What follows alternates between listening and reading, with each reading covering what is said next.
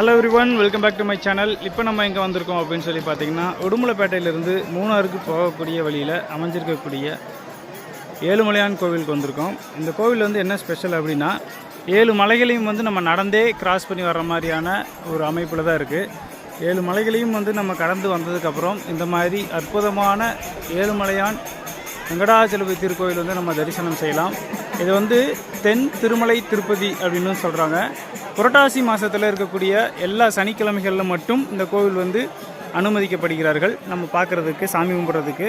அதனால் புரட்டாசி மாதத்தில் இருக்கக்கூடிய சனிக்கிழமைகளில் மட்டும் நீங்கள் வந்து சாமி கும்பிடுங்க. நம்ம கீழே வீட்டிலேருந்து அந்த அவல், தேங்காய் இதெல்லாம் வாங்கிட்டு வந்தாலும் சரி, இல்லை மேலேயே வந்து இதெல்லாம் வாங்கிட்டாலும் சரி, வாங்கி இந்த மாதிரி நம்ம தேங்காயை வந்து துருவி அவல் சர்க்கரையில் வந்து கலக்கி சாமிக்கு பிரசாதமாக படைச்சிட்டு நம்மளும் வந்து அதை சாப்பிட்டுக்கலாம். இந்த வீடியோ உங்களுக்கு போடணும்னு நினச்சேன். நீங்கள் நம்ம சேனலை சப்ஸ்கிரைப் பண்ணலைன்னா சப்ஸ்கிரைப் பண்ணுங்கள்.